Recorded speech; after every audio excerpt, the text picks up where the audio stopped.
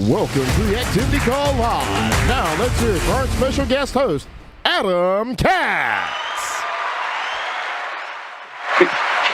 Thank you. Hello, Alliance Nation. It's good to be back with you again. Had a blast on Wednesday, and really looking forward to today's call with these three tremendous leaders here at the Alliance. We're joined today by junior board member VeRae Joseph of Jake and VeRae Joseph, as well as national manager Sarah Seifert and Dani Ross, who we decided is going to be RM by NatCon.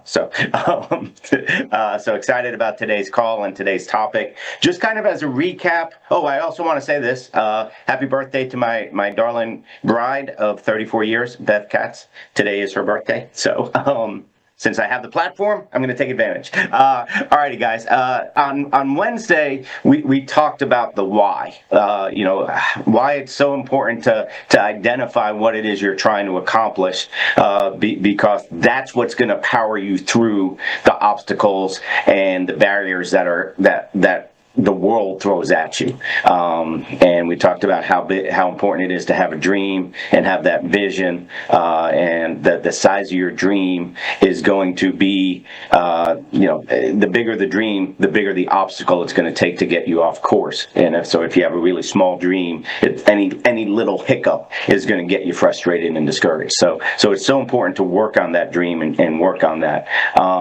Just a reminder, I carry these two things with me all the time.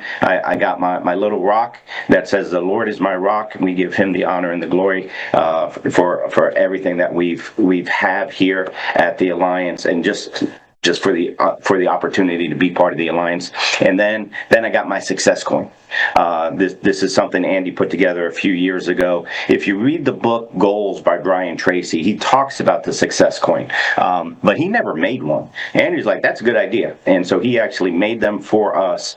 You can get these at the store. The store will be open all weekend next weekend at the National Boot Camp.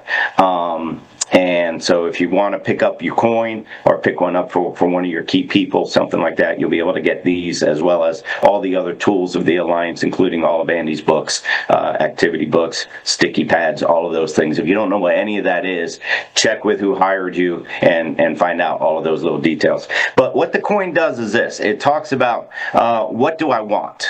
Simple, clear goals. So what do we want? We worked on the why. We worked on our goals. We worked on our ambition. We know we have big dreams, and we're willing to sacrifice time, energy, money, emotion to accomplish these big dreams. Okay, so we've made that decision. Now, what we're going to delve into today, what we're going to dive into today is this. How do I get it?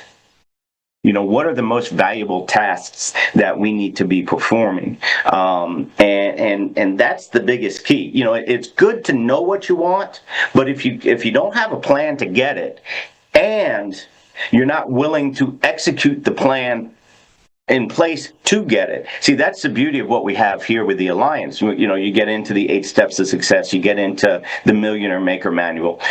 You get deep into those books. It gives you the plan. You don't have to create a new game plan. You don't have to make something up. This is plug and play.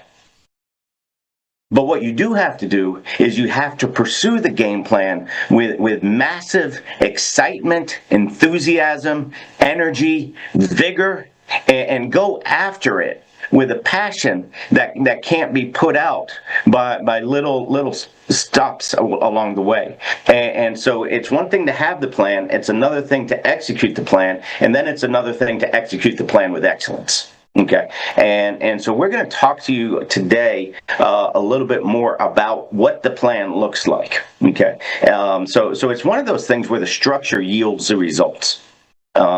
If you will structure your business, and we're going to talk today, today's call is going to be a lot more focused on growing the business, much more so than on the sales side. Sales, we have those plans in place too. We know what the numbers are, how many dials you need to make to get so many contacts, how many contacts you should have to book an appointment, and then how many appointments a week you're trying to run. That's very systematic as well. But today's call is not going to be about the sales side of that. We have plenty of of audio out there on Alliance University, talking about the sales system and what the numbers should look like, and using your activity book and all of those things. Today is going to be more about the building side, and how do I structure a business that's going to yield me the results that's going to help my dreams come true. Okay, so the biggest mistake that I see, one of the biggest mistakes I see, I shouldn't say the biggest because there's like 14 biggest, and that's mathematically impossible. So one of the biggest mistakes that I see people make is this: they try and build something massive without laying a foundation for success. Have you ever driven by a construction site? And you see they put the sign up, or you see they're building a house, and you drive by it every day, and it looks like for 3 months they've done absolutely no work on that site. And then like within 4 days, there's a whole structure. The whole framing of the house, and it's a big 5,000 square foot house, and you see the whole structure come up, and it's just like, why did it take them 3 months to start and only 3 days to actually build the framing? And it's not that it took them 3 months to start. They were laying the foundation of the house. See, if you don't lay the foundation properly, that house can't stand. Okay, you don't want to build your house on sand. You want to build it on rock.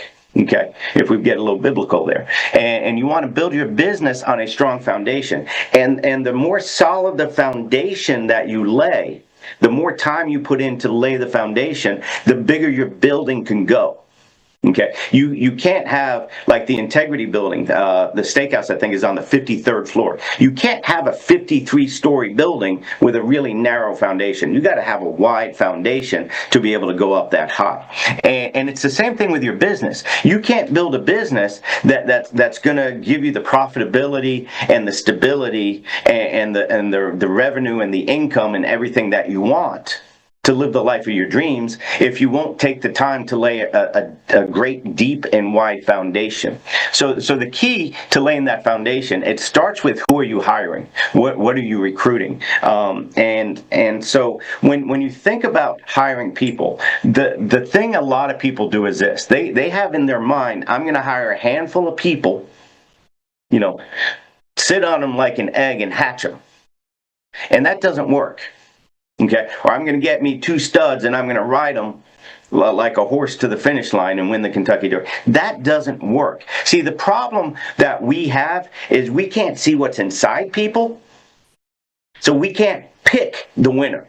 We can't assign. Nobody could assign Jake and VeRae to be the youngest junior board member in the company. Okay, they had to choose to do that. Nobody can assign Sarah Seifert to become a national manager. She has to choose to grow a business. Okay, you can't assign leadership, and you can't say, I'm going to make this person successful. Not if they don't want to be successful. We take too much credit for our success stories and too much blame for the people who don't make it. See, it's an inside job. Everybody gets to choose on a daily basis whether they're going to grow a big business and succeed, or whether they're just going to, just kind of sit on the sideline and watch.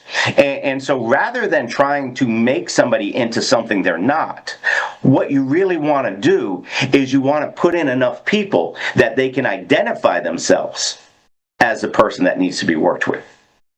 Okay, and so the way you do that is, don't just hire a couple people, sit and watch what they do. Put them all in. It's like writing one policy and being like, when that policy gets issued, then I might write a second one.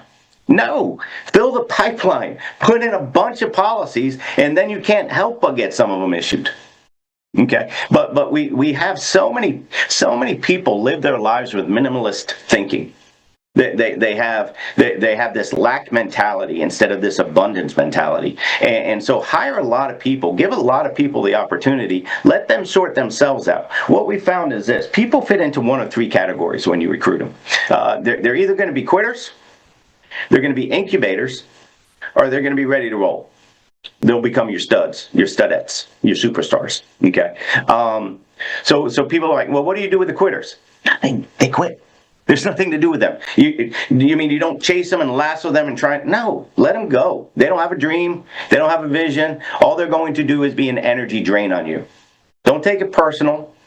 Don't worry about what they do or what they don't do. Just focus on the ones you got. What do you do with the incubators? If you think about what an incubator is, you get an egg and you put it in this under a light, and it's a warm, cozy environment that it can grow. If you have a preemie baby, they put them in incubators. They ain't done cooking yet. Okay, so you put it in the incubator, and it's warm and it's comfortable environment so that they can continue to grow and get healthy. That's what you do with your people who are incubators. You're going to hire a lot of people that are excited. They want to be part of a team. They want to be part of something bigger than they are. They see the limitations of where they currently are working, and they understand that that's not going to get them where they want to go in life, but they don't quite have everything in line to take full advantage of the opportunity today. Those folks you just love on, be nice to, get them around the system, get them to the national boot camp, get them to the conventions, get them on the TWCs and the activity calls. Let them be part of the team. Give them a high five, tell them how important they are, because we need them. And those are the people that'll wake up 6 months from now, maybe 2 years from now, who knows when, and they'll make that quality decision, and they'll go from where, you'll look at them and be like, they didn't do anything for the last 2.5 years, and in 6 months, they went national manager. Because they weren't ready, but because we created an environment for them to be successful, they were allowed to grow at their own rate. And then you have your superstars. And those are the ones that hit the ground running. They're coachable. You tell them to do something, they're just going to do it. They don't care. The three ladies we have on the call today all came into the business with that mindset. They came in hungry. They came in focused. They all had life going on, but they prioritized whatever they could schedule for the alliance. They didn't let anything interfere with their alliance schedule. Okay, and those are the ones that you pour gas on the fire with. Those are the ones you spend more time with. Those are the ones you coach harder. Those are the ones. But what I see so many people do is this: they only hire 3 or 4, and the problem is people think it's sequential. I'm going to hire a quitter, an incubator, and a superstar. And so, they hire 6 people and they think they got 2 superstars. But no, it doesn't really work like that. You're going to be front loaded with quitters and incubators. And you got to put in enough people that the superstars can identify themselves. And so that's where hiring in batches, instead of just hiring one person at a time and trying to get them to a certain level, hire a bunch of people. Put in like 8 to 10 to 12 people as quickly as you can over the next 6 weeks, over the next 90 days. Put in like 10, 12 people, and then work with the 3 or 4 that identify themselves as ready to work now. VeRae, you have an unbelievable team. You and Jake have a great team. Will you talk about the value of having enough? It's like trying to sell 20,000 a month without enough leads. Right. Talk about the value of putting in enough people in your business that you can pick and choose who you spend time with and who you invest that quality and invest money in as well. Yeah, thanks for having me on, Adam. I was really, really touched by your guys' call on Wednesday. Wednesday's call definitely just reminded me of the gratitude I have for the Alliance and our uplines and the system. But yeah, the value of, having with what I think of is what you said, the first part of this call is the structure and the foundation. So when Jake and I first started, we didn't really get that concept. We were just going crazy, talking to a bunch of people, and we were trying to hatch people, like you said. So having enough people in with more than ever now, we understand that concept of being able to hire, like you said, in batches, whether that's 5, 10 people that month, 15 people that month, and letting people identify themselves. The value that brings to us is I've always heard if you're frustrated with somebody, it's because your team's not big enough. You should never be frustrated, because the second you start getting frustrated, that's a you problem. You should be having more people to work with. And so the foundation of our business is very strong. It's, structurally we're sound, and Jake and I are always just thinking, man, we're all we can do is continue to build off of this, because we get better every day. We get better every month, every year, and we surprise ourselves. Sometimes we overestimate what we can do in 90 days, but we underestimate what we can do in 3 to 5 years. So as you talk about structure and foundation, just having the ability to choose who to work with on our team, and really just through the width that we've put in, natural leaders have stepped up. So, leadership is taken, it's not given. When you have enough people to work with, there's people that start raising their hands, and it's the whole put me in coach mentality, right? It's the what's next mentality. So it's definitely been a blessing in our business to have the width that we have, as well as, like you said, that foundation. It seems like nothing's happening, and then all of a sudden everything skyrockets. I jumped the gun a little bit. I got excited about today's topic, and I didn't properly introduce the three of you guys. So, VeRae, if you would, just give us, I should have started with this. I apologize. If you would, just tell us about your background, tell us about your family, and kind of where you are in business with us today. Awesome. Well, I got excited too, Adam. I was jumping the gun too. So my name's VeRae Joseph. My husband Jake and I live out in Albuquerque, New Mexico. So we're part of the Gonzalez, Dukes, Leventovich, Avian organization. Super grateful to be here. We got started with the Alliance. It's coming up on 7 years now, Adam, since we first saw our first opportunity meeting. So we've been licensed. We were 22 and 23 years old when we got started. So I'm going to be 30 next month, which is crazy to think about. But that being said, Jake, prior to this, he was always in, we call it construction, using air quotes. He built movie sets. He did that for a good period of time, and I was always in the medical field. We've got 2 little girls, so they were super little when we started. They were 2 and 5, but now we've got a beautiful 12-year-old who is in 7th grade, and we've got a 9-year-old who still has cheesers on her face. Jake and I dropped her off at school this morning, and she just gives us the biggest smile back. So very blessed, to have the family that we do. Awesome. Same thing. Just introduce yourself real quick, and then we'll get back, and we'll get Dani to introduce herself, and then we'll circle back into asking you guys more questions. Hi guys, so blessed to be on today with Mr. Katz. I love your family. You guys are just, I don't know, you're just amazing people. I loved being able to get to spend time with Emily at the cabin, and Beth, of course. So honored to be on today, Mr. Katz. My name is Sarah Seifert. I'm from Albuquerque, New Mexico, the land of enchantment. It is gorgeous outside. I'm looking out my window, and there's hot air balloons just floating across my window. It's beautiful.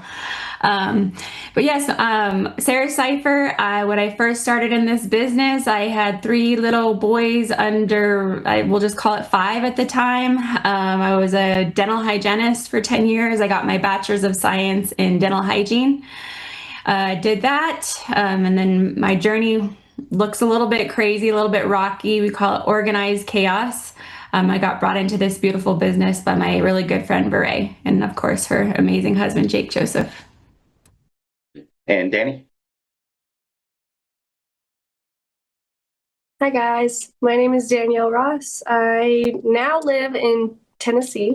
I just moved to Franklin, which is exciting. I'm originally from Albuquerque, New Mexico, and I was brought into the business by Sarah Seifert. Before insurance, I was doing door-to-door sales. I was in solar sales. So now we're here. I'm super excited. I've been in the business for about a year in July. So yeah. Very good. So so talking about putting a bunch of people in, one of the things we say is it's your job to go out there and create a mess, and then it's whoever's coaching you, your upline, the team's job to go in and help you clean it up. And the bigger the mess you can create, the more options it gives folks to be able to jump in there and really help you develop your organization. So, Sarah, if you would kind of, when you got started, you were still working full-time, is that correct? Yeah, so when I first started, I was working 2 days a week as a dental hygienist, and the other 5 days I was at home thick with the 3 boys. Okay. So when you started, what was kind of your game plan with the Alliance? Was this kind of like just a part-time gig and just something to supplement your income, or was this something you saw immediately that you were going to become something major with this company? Yeah. So when I first started in this business, my why was obviously being a mama, right? That was my number one vocation, was getting to spend more time with those littles. But it really was, looking back, it was really like, if I could make enough part-time doing this 1 day a week so I could pay Pablo's student law loans, I was happy. It would free up a little bit of stress on the finance side, right? So when I first started, I really just wanted to make, like, it was just focused on sales. I just wanted to make enough to pay his law loans with my little insurance side hustle at the time. And obviously, I don't know if you're asking like the follow-up from there, but obviously that why shifted very quickly after I got my first paycheck.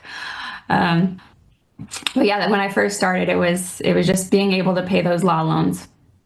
Okay. And so first paycheck shifted your whole vision about everything. Absolutely. How big was your first paycheck?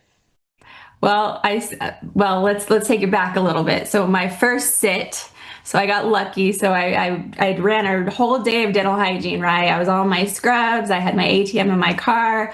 I remember changing out of my scrubs in the car, and I was like, all right, VeRae said, just go.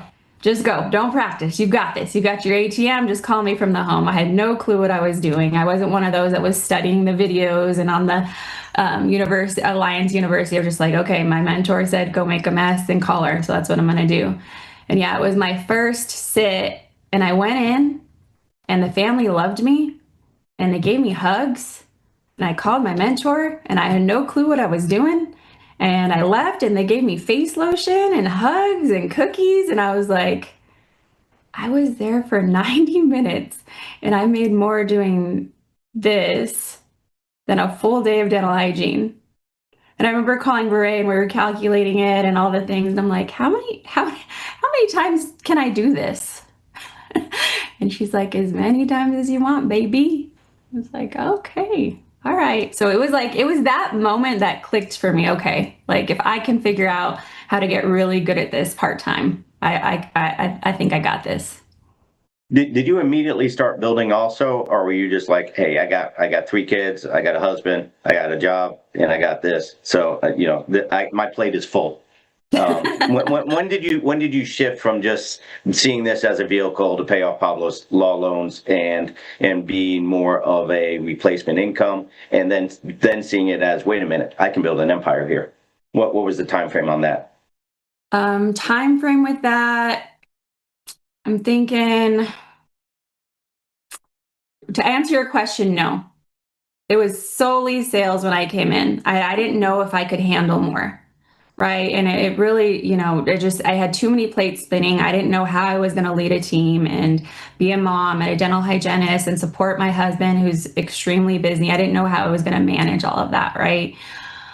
But what it was, Katz, it started when a really, really, really good friend of mine, because Jake and VeRae had for a while, they were like, Sarah, who else do you know that maybe is a mom that could use more income, or maybe wants to do this as a side hustle, right? Or maybe wants to take it further than you. Sarah, who else do you know, right? And of course, like, naturally in my head, I'm making a little list, right? But I remember for me, Adam, it was, I had gotten off a phone call with a really good friend, and she called me, and she just moved to Hawaii. She was making good money, but living in Hawaii, the cost of living was outrageous. And I remember hanging up the phone and not mentioning this opportunity. And I remember hanging up the phone and putting my head down and saying, shame on you. Shame on you. What you're doing is working, and you have a good friend on the other line that is praying for an opportunity but has no clue what you're doing. So it was that conversation, it just, it lit a fire, and I don't want to go too much into it, but yeah, it was that conversation. I think that was probably, I would say 7 months in. I would say right around then. Okay. So I would put you in that incubator column. You hit the ground running in terms of sales, But in terms of business mindset and wanting to grow a business and be a significant somebody in other people's lives as well, you were kind of in that incubator, either. And people get into it for a couple reasons. One is because they have so much life going on. Another reason is they just don't see the picture. They don't see the vision, so they don't think it's big. I'll be honest with you. When I first got my insurance license, when Andy told me to get my insurance license, and I was kicking and screaming the whole way. I was like, this ain't going to work either. Everything else we've tried hasn't worked. And he said, get your license. I said, okay, I'll get my license. We did not see insurance as a vehicle. We thought it was just a quick way to make some cash. We thought sales, we can make some quick sales, make some quick money, and then we'll be able to take that cash we were making, the money we were making, and invest it into something we could do with as a business. And then when Andy created the alliance, it's just like, yeah, no, this is the business we've always been looking for. And we were blessed that Andy had the ability and the vision to actually build the business we were always looking for. So many people spend their whole lives looking for something, and Andy just said, you know what? How about we just make it ourselves? Thank goodness that he has that vision and that leadership about him. So that's a prime example of 7 months incubator, and then an aha moment clicks in, and you start seeing the bigger picture, and you start looking for that. Dani, kind of the same thing for you. When you first started with us, were you 100% solar sales, or had you already transitioned away from that? How did Sarah find you, and kind of what was your mindset when you first started with us? Yeah, so I was currently with a company in Albuquerque, New Mexico, super part-time, doing solar sales. Sarah had found me off of a licensed list because I knew I wanted to get away from the space. I just didn't know when or with who or how. I did the hokey pokey for a little bit. I was an incubator. I was like in and out, and can I trust these people? And I'm making some sales, but not really. And I did that for a good while.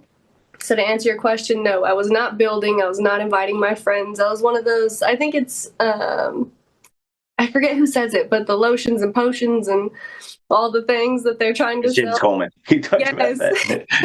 Lotions and potions, that was me. I was selling Monet, and I was telling my friends about all these other ventures, and none of them ever worked out. And so I was a little bit embarrassed, I would say, because everything I tried never worked.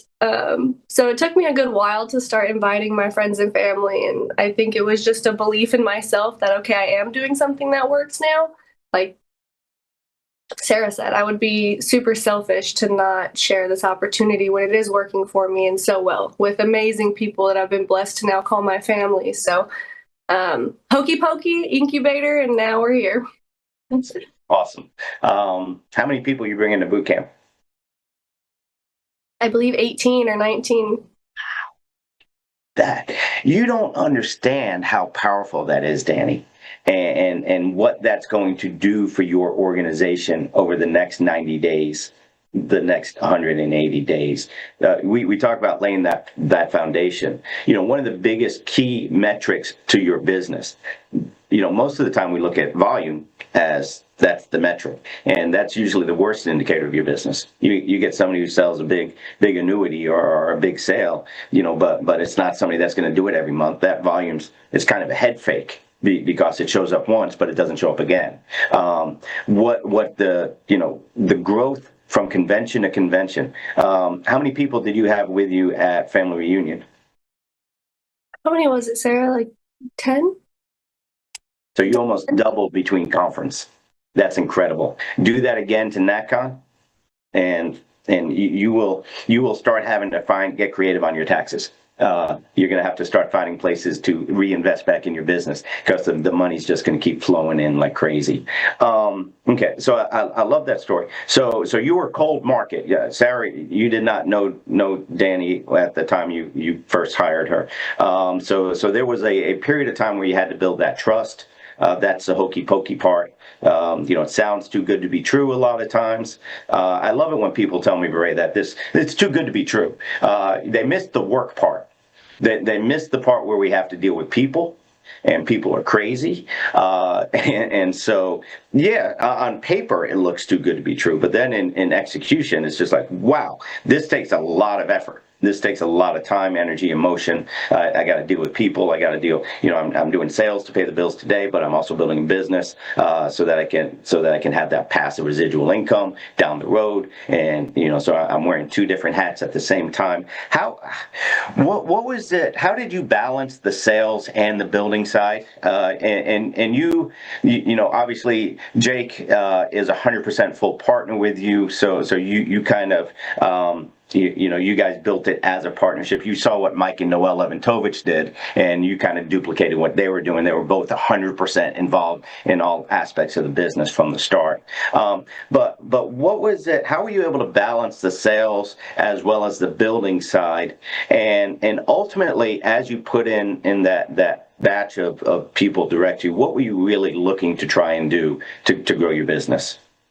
Awesome. So at first there wasn't any balance. I had to get really good at sales, and that truthfully, Adam, for myself, that just took a lot of reps and that took a lot of time in the field. So, I was always very good at talking to people. Being in the medical field, you have to, right? I was the one prepping them to see the doctor. If they don't like me, doctors, they're not going to like doctors. So that being said, there was no balance at first, right? So I wish that I could come in and say, yep, I did this one day a week. That wasn't the case. I mean, I was running appointments very part-time in the beginning, but in my part-time hours, I was consistent. I wasn't that producer that would go, work a week, take a week off, work a week, take a week off. No matter what, I was in the field every single week with the hours that I had. Once I was able to free up more hours because I left the doctor's office, then at that point I was all in on the sales side. And I said, I need to get really good at what I'm doing so I can become efficient with my time. And about, I would say, 10 months into the business, I started becoming more efficient with my time, where I could scale back rather, I could do in 1 or 2 days what used to take me 4 or 5 days. So at the beginning for myself, there really wasn't a whole lot of balance. It was all in, and I felt like I was pulling my hair out. I felt like I wasn't getting enough time with the kids. But that was a sacrifice that I had to make to get to where I am today. I started this full-time, again, air quotes. My full-time was part-time, to be clear, when I started, because I did have 2 kids under 5.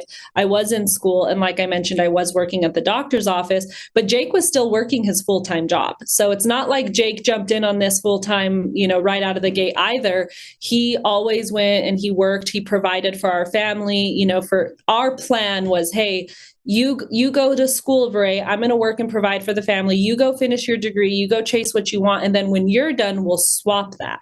So when I first started this, it was, I'm going to use air quotes again, just me, because I was the one in the field producing, et cetera. But Jake saw a vision right away too. So we were not anti-recruiting. We were fired up out of our minds, and we started talking to everybody. But we started talking to everybody with no credibility behind us, as well as maybe just a little bit too much excitement and not knowing what to share with them, right? So the balance at first was definitely not there, but it came quicker than I expected because of the time I was willing to put up front. So that was the first question you asked me, and then I was trying to write down the second one. What was the second question? I forgot what the second question. So no, that was so good. And so what would you tell a new person just getting started? Because, obviously, a couple things that I would highlight there. One is, people are trying to duplicate your schedule without your skill set. Right. And that is a formula for failure. Okay. You heard the part about where she worked like crazy to get good. Okay. So until you get good, what I will tell you is this: activity trumps talent all day long. Okay. But if you're using that activity to get better each time, then the talent level is going to keep growing. You may not come into this with a natural skill set for sales or for talking to people, or all of those things. But if you'll just grind and keep your calendar full, you will improve and keep getting better. It's one of my favorite quotes from John Maxwell's books is Today Matters. He talks about if you're not better tomorrow than you were today, then what is tomorrow for? Right. So you need to constantly be working on yourself and your skill set to keep getting better. But what is your advice to somebody in terms of that if they come to you and they say, hey, I don't want to recruit right now, I just want to get good at what I'm doing. Or is there any regret maybe you didn't leverage the team more on the business building side because you were trying to grow, just get your sales up? Or what do you recommend for newer people today as you look back on the way your business has evolved? I don't think I have any regret there. We did what we were told. They said download MC Backup. We downloaded it. We gave people our list. So we gave Lebentovich, we gave Dukes our list. They were the one, we would introduce the relationship. They would, do the follow-up. So I don't think I really have any regret there, Adam, as far as leveraging the team. I feel like we've always done very well at that. I think we started the way we did, and that's just how the cards, fell, and that's okay. But my advice to people that say, I just want to sell, I want to get good before I invite people into this business, just there's two things that you could do. Hold space, because you don't want to blow them out of the water. Had I blown Sarah out of the water, she wouldn't be here today. So what I feel like Jake and I did well is we held space for her and we let her do what she wanted to do at that time.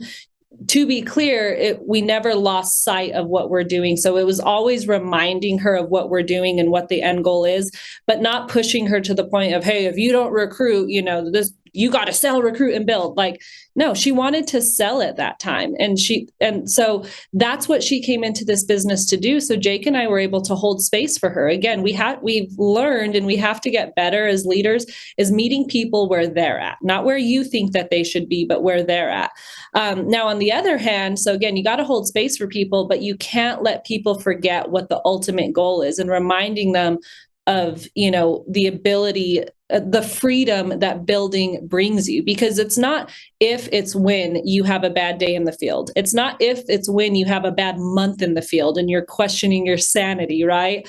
But when you're able to build both at a consistent level, the pressure, because you don't have as much pressure. Like Jake and I, we both still sell at a high level. I'm a big believer in selling at a high level to lead from the front. We had somebody text Jake, this was right after NBC, like, hey dude, why are you still selling? If you don't mind me ask, you just hit this rank. And he's like, he was sarcastic with his response, which if anybody knows Jake, he has a lot of sarcasm, but he's like, oh yeah, perfect. If you want to train and coach my people, that'd be great. Right. But we have to be that example as well. So I think it's holding space for people, meeting them where they're at, but never losing sight, and don't change the agenda of the alliance for one person, but let them grow where they're planted and just put them in the environment around it, because it really is caught, not taught. So as long as we're still promoting the TWCs at the activity calls, it's always in their ear. And like you said, all of a sudden you've got a guy that's been here 7 months, 2.5 years, and they're at a certain point. But when the student is ready, the teacher appears. So that's my advice for that. Absolutely, and that's great. And I want to highlight the part where you were working with Mike and Noah Lebentovich and Joseph Dukes, and you gave them names, you gave them people to talk to for you, and that's what the team is for. That's how you leverage the system. That's how you leverage your coaches, your mentors. Is you funnel them people to talk to, let them start growing your business while you're mastering the sales side. So you were still building your business. You were just leveraging the team to do that, which was brilliant. And it's brilliant on Dukes and Lebentovich's part that they created an opportunity for you guys to be able to use them and leverage them. That's such a key element there. One of the things we talk about is this: your job is to be a pressure reliever, not a pressure applier. You pressure the business, you don't pressure the person. And so Sarah, you had some life get hit you and Pablo pretty hard. I mean, if you want to tell the story, you can, but it's not necessarily about the specifics of what happened. But talk more about that. Be a pressure reliever, pressure the business, not the person, and that it's your job to relieve the anxiety and the stress from your people, so they can be the best version of themselves here, and instead of get them so twisted up and tight that they can't even operate. How did Jake and VeRae help do that for you, and how do you do that for your people? Right. Yeah. Little did I know when I had that initial conversation with VeRae about, hey, what the heck are you doing, girl? You're traveling the world. You're getting to spend all this time with your family. Little did I know that one door open, that VeRae and we'll just say Jake, right? At the very beginning, little did I know that this opportunity would lead me to be able to be with my husband 24/7 in the ICU. God knew exactly what he was doing when he put VeRae in my life. There's no coincidence at all. So it's like if we treat everything as a miracle, I think we would get a lot more done in this life. Right? So it's just, I was building before Pablo got sick. To be clear, I want to be very clear with that. Thank God. Thank God. God knew exactly what he was doing when he said, listen to your mentors. Listen to what they're saying, right? And it's just one thing that I love that VeRae talks about is finding out your team's why, right? That was one thing that Jake and VeRae did really, really good with me at the beginning. It's like, I wanted to sell. Did I want to build? Absolutely. I just didn't know how, right? So part of that was like, Sarah, like, delegate your stuff. Buy your time back. Let me show you how. Right? So oftentimes, when we're building and we're asking people, hey, like, who else do you know? Who else do you know? Are we really getting down to the nitty-gritty of that block? For me, that block was, how am I going to manage a team? Well, there's a really cool thing called buying your time. And once you do it once, it becomes very addicting. Right? So Jake and VeRae didn't slow down with me at the beginning and figure out, hey, listen, like, she does want to build, just like, how can we get her more time, right? But thank God I started building this business before Pablo got sick. What a blessing. What a blessing to build a business that had residual income coming out. I could be with my husband 24/7 in a cot with him, not leaving, while the team was out there serving. Like, I get goosebumps thinking about this. So now it's like when I'm sharing this opportunity of building a business with my team, we have to build, y'all. It's not an option. And I do not share my story with my team. Why would I not share that story with my organization? Right? So it's just, it's figuring out your team's why.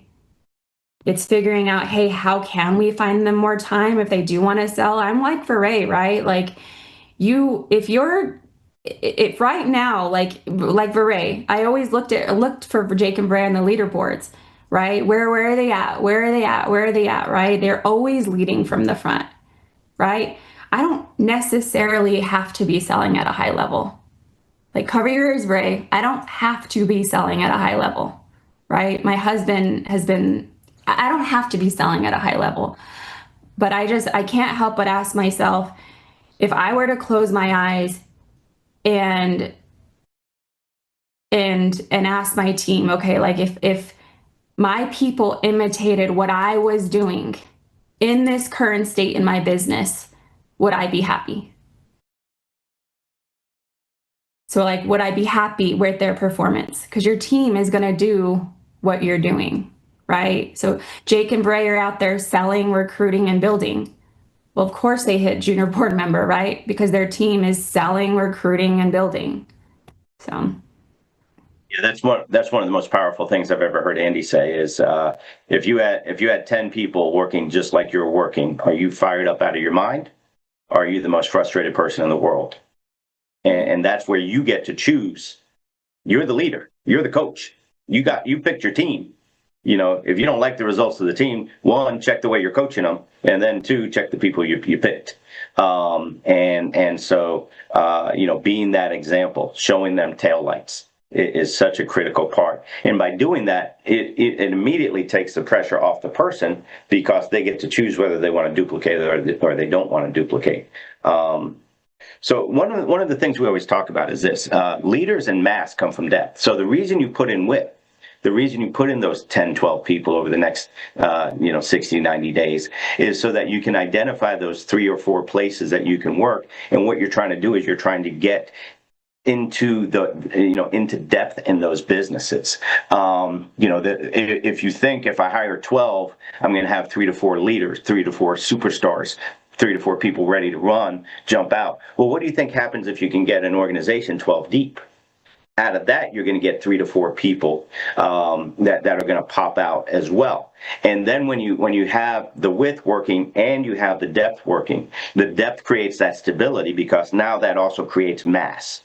And if you want exponential growth on your volume, Dani, the way to get it is through creating a lot of depth because the mass becomes exponential and the volume becomes exponential as you get deeper and deeper in your business.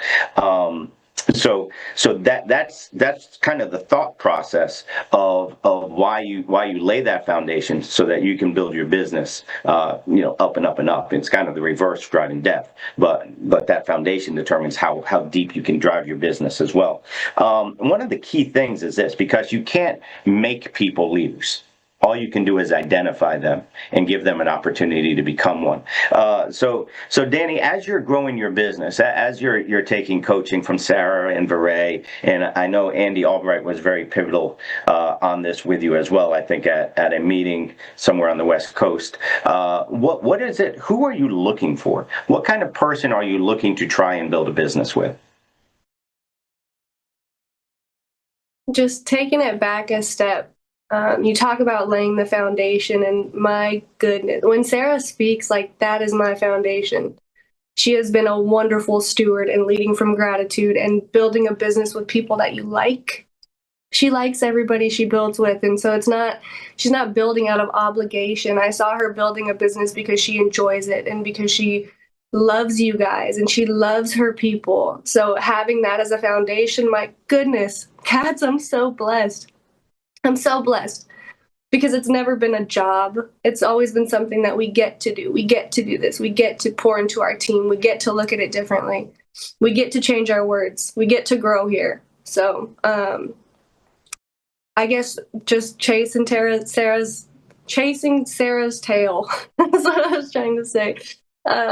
She's wonderful. She's who I want to be as a mom. Like she's a perfect example of like, or the main theme has been tell, show, watch, go, that we've been talking about. So if I can follow Sarah and VeRae and whoever else closely as I can, that's who I'm looking for. I'm looking to replicate who they are pouring their time into, if that makes sense. Like I see who they're valuing, who they're spending time with, and who can I find that's as close to the people that they're spending time with, to where I can duplicate that and spend my time in those areas as well, but with different people, right? So you asked who I'm looking for, and I had mentioned, I think a couple calls ago, that I was looking for easy people at first.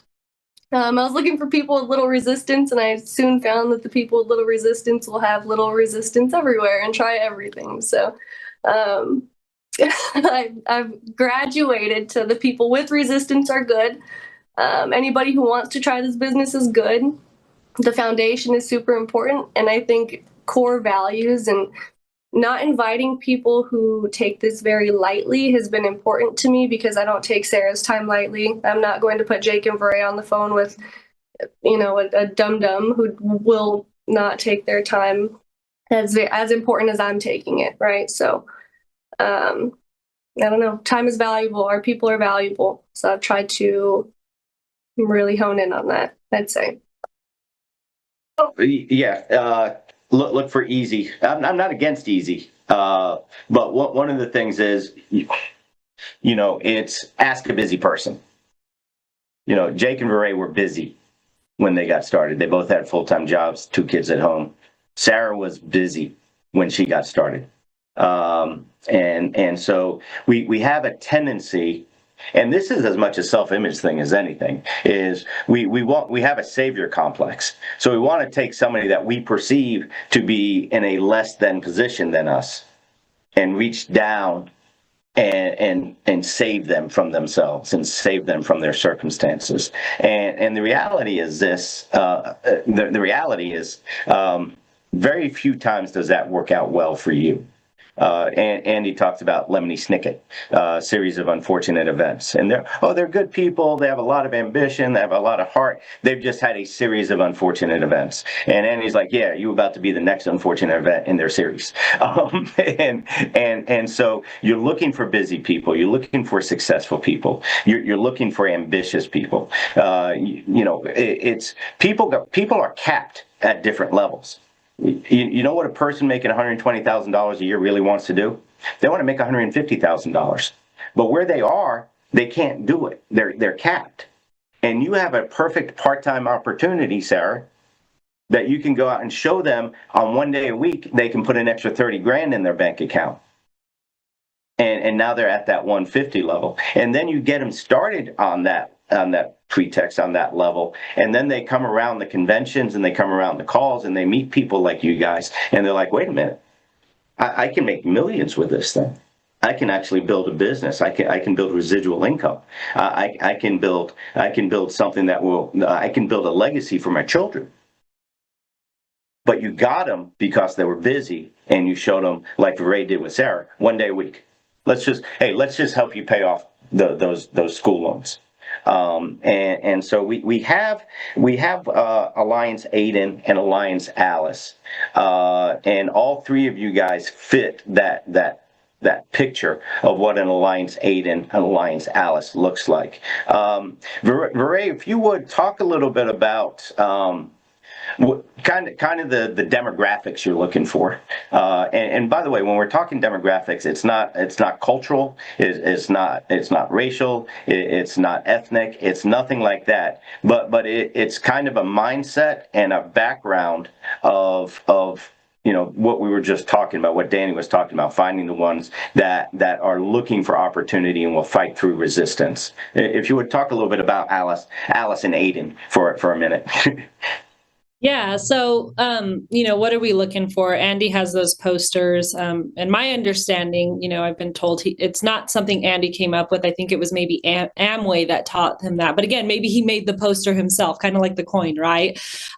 So that being said, yeah, we definitely do look at that when we're hiring people, right? There's breakthrough of, the second breakthrough that we had, Andy really honed in on that, and it opened mine and Jake's eyes to, okay, we've got to be strategic. We've got to be intentional with who we're talking to, who we're bringing on. But truthfully, Adam, the people that Jake and I love to bring on the team are people that just have servant hearts. I look at our team. We had a team call yesterday, and I just couldn't help but I wasn't actually crying, but just my heart was so full, because here's what I know about our team. Everybody has a servant heart, and you are not going to find our team talking smack about each other. We're hard workers. We take pride in that. We take pride in showing up every single week to our Jeff Bright call with activity. We take pride in the people that we're bringing on. We take pride in helping each other, cross line, down line, etc. I can't help but feel so grateful, honored, and blessed to have the people on our team. And I don't think it's anything that Jake and I have particularly done, other than here's some things that I know about us is we're God-fearing people. Jake and I know right from wrong. You're not going to see Jake and I talking smack about cross lines in the alliance. It kind of scares me when you hear people talking smack, and it's like the fact that they felt comfortable enough to share that with you, that's an issue. So we're humble. Our entire team is humble. We're servant leaders. we show up and we have something special, Adam. And I'm sure everybody has something within their team that is special, but I'm telling you, our team has something special with each other. Just the way that we converse, the way that we hang out, the way that we support each other's families and love on each other. And, we didn't find or make any certain person. I think, it has to do a little bit with luck at times, right? I'll admit it, but you also create your own luck. You're not going to get lucky sitting on the couch. But I feel like there's just so many things that have brought our team together. It's hard work, it's luck, it's attracting like-minded people. If you're looking at your team and you're scratching your head, you really should look in the mirror at yourself, not at the people that you're bringing on. But of course, hard work is what we're looking for. Honesty. I mean, we take pride in that. We take pride in, and we'll quickly get rid of a rotten apple. We have no room for a rotten apple within the organization, because as soon as they're in and they start thinking that that's the way that they're going to grow their business, or that's the way that we'll cut them off hard on the team. We have no problem firing somebody. People say, well, you can't fire me. I'm 1099. Watch me, So,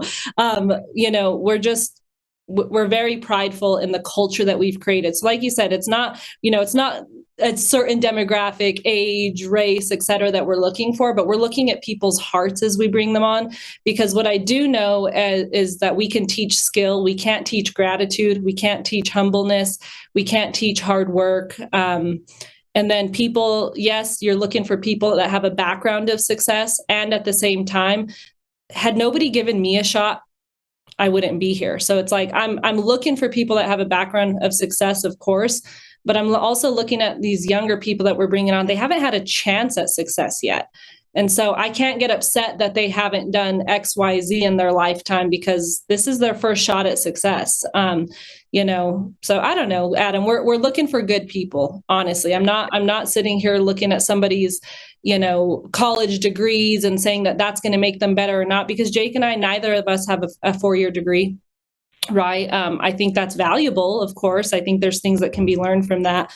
But we're looking for people who fit in and we like to hang around it, and they like to be around us. And we're looking to people who want to buy into the alliance, who want to buy into Joseph Dukes, who want to buy into Mike and Noel. And then what we're also doing is we're protecting that. We're not letting rotten apples in, and we're sure as heck not going to let wildfire spread. It's awesome. You hire for attitude, you can train skills. Right. All the books talk about that. The Alliance Aiden and Alice comes from a great book. It's called Purpose Driven Church, written by Rick Warren. And he built a church called Saddleback. And so he had Saddleback Sam and Saddleback Sally. And Andy, Andy's vision, and knowing that we as people need a visual, he took that and created Alliance Aiden and Alliance Alice from that. And that's such a critical thing, as we're wrapping up the call today, is when you're doing the 8 steps of success and you're reading the books and you're doing those things, you should be reading not to check a box and saying, I read. What are you getting out of it? When Andy read Brian Tracy, he got out of it the idea to let's make the success coin. When he read the Purpose Driven Church, he got out of it the idea, hey, we're not building a church, but we're building a business, and conceptually, the building concepts are similar. He got out of it the idea of, hey, this is what they're looking for. Let's create a picture of what we're looking for. And it's exactly what you described, right? It's the college degree isn't what it signifies is this: they were able to finish something, and you're looking for people who can set a goal and finish the goal, who can start a project and finish a project. You're looking for people who, because anybody with a college degree, they overcame some obstacle through those 4 years at some point in time, more than likely. Same thing. Everybody's gone through school somewhere. Whether it's a university or the School of Hard Knocks, where are they in life that they've put themselves in a position to be successful, and that's what you're looking for. You're looking for those things. So just as we kind of wrap this up, Sarah, real quick, what do you attribute?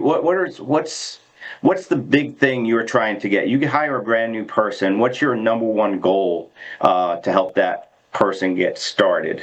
And then Dani, same thing, and we'll wrap up the call with that. We got about 1 or 2 minutes left, so give us your one thing quick. Get into their schedule quick. Get into their schedule. Give me 20 more seconds on what that looks like. Map out A, B, C, D activities. What can we eliminate? What can we delegate? What's important? What are your income producing activities? Awesome. Help them prioritize so they can be the most effective and efficient. Dani, how about you? What matters to them, how quick or how slow they're trying to go, and who they know. Okay, so find out who they know so that you can actually put action into their business. And look, the bottom line is they may not survive it, but then you still got people that they brought to the table. And people are a lot slower to walk away from overrides than they are from sales. So if you get somebody locked in under somebody, Andy always says this, quickest way to get somebody licensed and started, VeRae? Get somebody underneath them licensed and started. There you go. What works twice as good? Shit. Getting another one? I don't know. Get two people. That's, so get somebody underneath them licensed and started. You get 2 people underneath them licensed and started, works twice as fast because people don't want to miss out. Fear of loss is much greater than pursuit of gain for most people. So understanding that. And the last thing that I would say as we wrap up this call, and thank you, VeRae, thank you, Sarah, thank you, Dani, for joining us and sharing all that wisdom with the team here, in your heart and your passion, especially the heart. You can just feel it. You can feel everybody connected to the Joseph team has that heart and that sense of love, that gratitude, God within. That you see there. I think your team shows it better than almost all other teams out there. The last thing I would say is this: as you get a new person started, get them plugged into the system, get them reading the 8 Steps to Success, get them to the next big event, which happens to be National Boot Camp next Friday, Saturday, Sunday, Burlington, North Carolina, and do what you can to get one more person there, because when they get in the environment, you heard all 3 of them say this, the environment is what got them to see bigger and dream bigger. So get them into the books, the audio, the trainings, and get them to the next event. And we will see everybody next week in Burlington, North Carolina. And we look forward to it. It's going to be a big event. The agenda is packed with leader after leader after leader telling you exactly what you need to do to grow your business and grow your income. We love you, Alliance Nation. Thank you again, Andy Albright, for giving us the opportunity to share our heart with the rest of the team. And you guys have a great day out there and a great weekend. Take care. See you next week. Thank you, Adam.